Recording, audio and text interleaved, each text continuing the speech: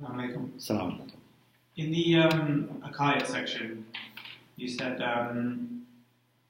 Allah cannot do dhulm on us because we have no right over Him. But if you say, take an example of someone who Allah creates him and in all his life all he sees is suffering. Mm-hmm. He's poor, his health is bad, his family has difficulties. In all his life he's only known suffering. He's probably not going to be inclined to thank Allah for having created him. So can we not say that if Allah is taking it upon himself to create someone, then he has a responsibility to provide them with a certain standard or give them certain gifts? Yeah. Inshallah, as we will explain,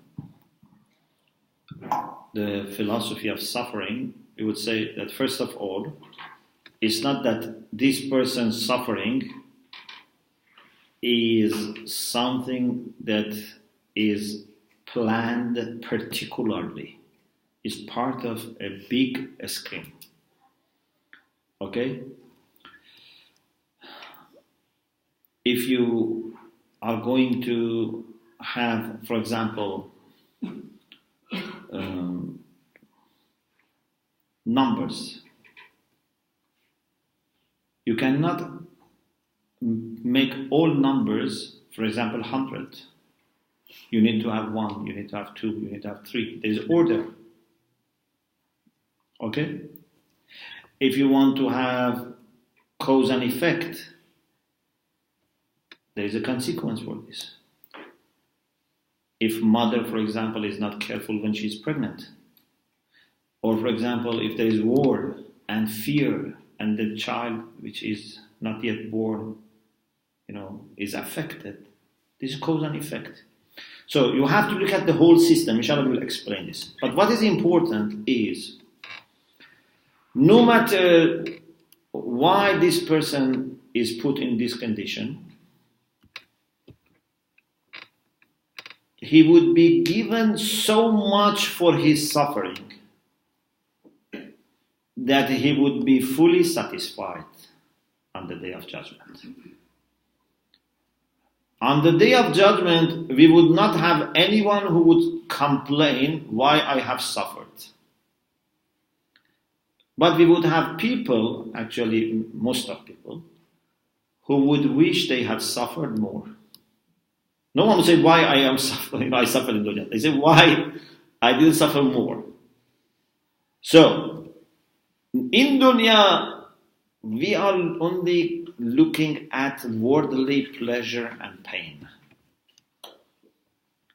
But the real pleasure and pain, and the eternal pleasure and pain, will be after we die.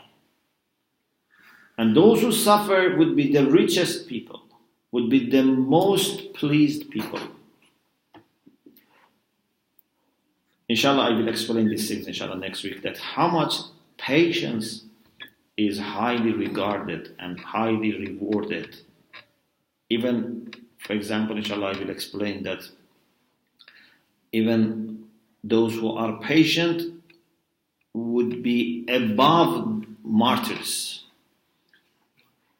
unless that martyr was also patient.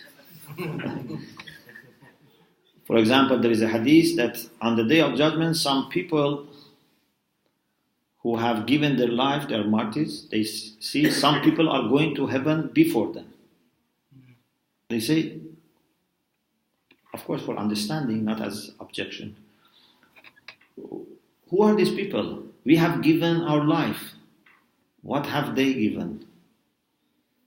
They would be told, these are sabirun. You gave your life once, but these people every day were dying. If you have big troubles in your life, you understand that every day you wish to die, but you have to cope with these problems. So, the people who suffer in dunya, they would be fully pleased and satisfied. And therefore, they would not complain to Allah subhanahu wa ta'ala. Even if Inshallah, I will explain. Even if this suffering was done by another person, Allah is not responsible, but still Allah says, my servant should be pleased with my creation, with my world, with my system. Shall we explain? اللهم صل على محمد